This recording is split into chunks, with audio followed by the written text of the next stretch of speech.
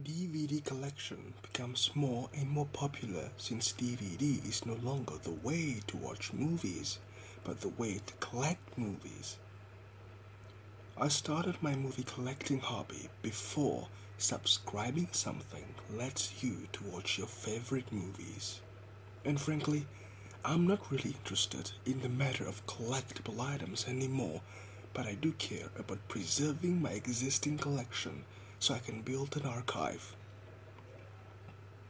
Now, if books can stay in great condition for hundreds of years, why can't DVDs? Or at least, why can't it live for 100 years so you'd be long gone before your DVDs fail? Well, it all comes to the word probability.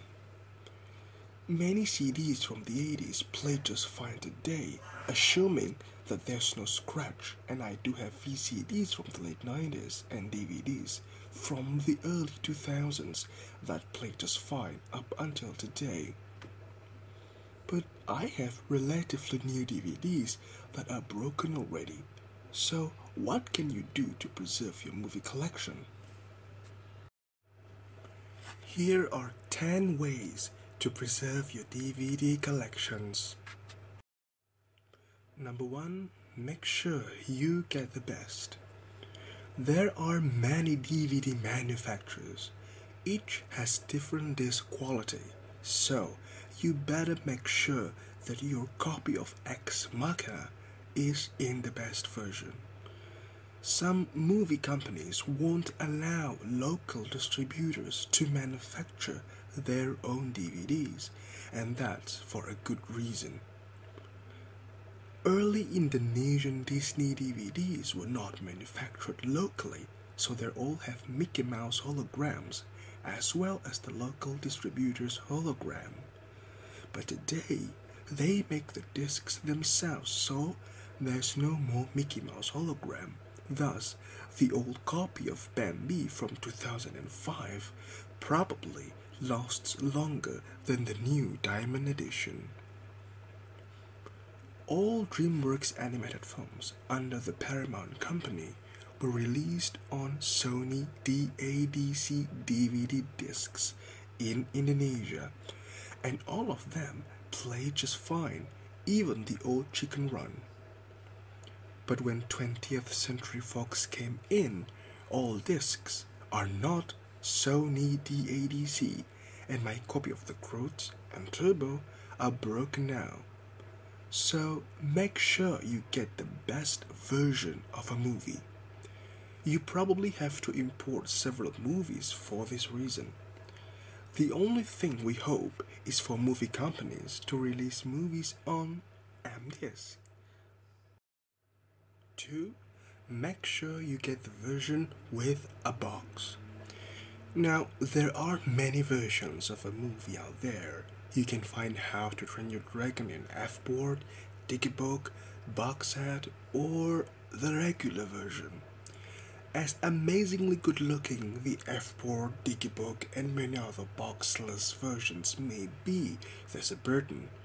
Without a closed box to keep your DVD, there's no barrier for dust and other contaminants to get inside the package and possibly damage your collection. Plus, paper is more susceptible to degradation, so putting a disc inside a paper, as in cardboard, wallet, or Digibook collection, expose the disc to its enemy, the rot. Plus, without a box, you cannot apply the point number 3, which is use silica gel. Putting silica gel inside your DVD boxes reduces humidity that eventually helps your DVDs last longer. Many Indonesian collectors claim that putting silica gel inside their poorly manufactured Indonesian DVDs prohibits the disc's degradation. All poorly manufactured DVDs without silica gel can only survive months in Indonesian humidity level, but with silica gel, they play just fine after years. Number 4. Do not use plastic. Although you put silica gel inside your DVD collections, do not wrap your DVD boxes or reseal them with plastics. You see, plastic can trap moisture that can increase the box's inner humidity. You probably just want your collection to look new after years without scratches on the box, but it is actually not a suggested move. I used to wrap all my collections with plastic, but then I get rid of them. Number 5. Put the disc back after the show. Make sure that you put your DVD back into its box right away to avoid dust, scratches, and even missing DVD. Many collectors reported that they opened a DVD box one day without the disc inside. The disc is somewhere inside one of the hundreds others. Now try to find it. Number 6. Keep the physical features outside the box. Many DVDs and Blu-rays came out with collectible cards, pins, stickers, and even vouchers inside the box.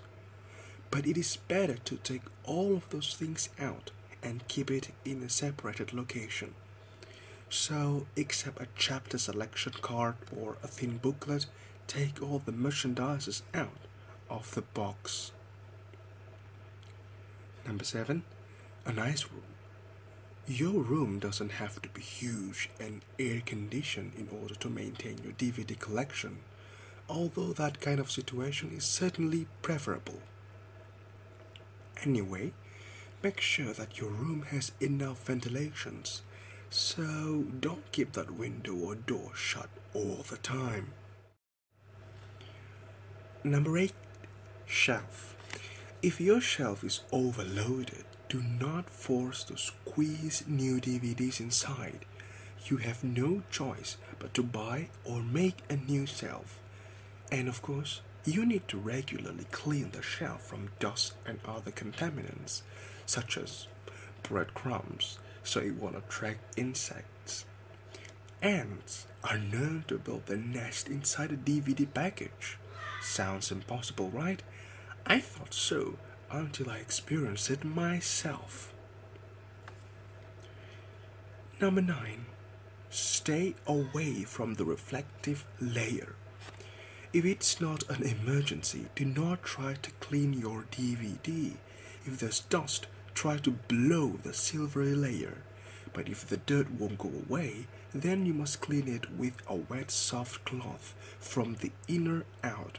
Then dry it with a dry soft cloth with the same direction. Do not use anti-static spray or fluid.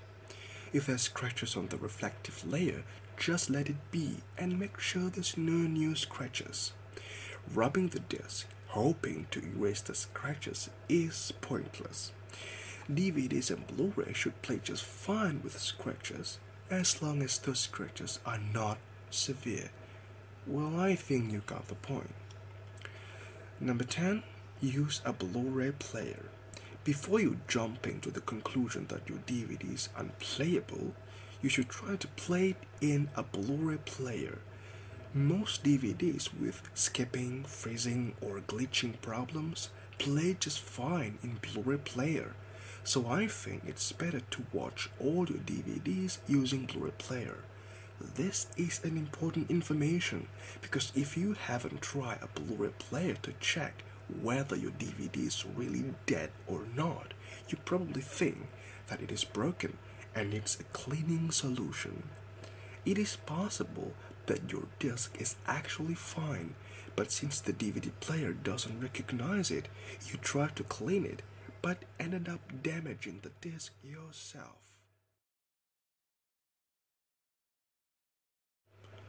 So that's the 10 things I do, and probably you should do, to preserve your DVD collection. Thanks for watching, and please subscribe if you find this video is helpful.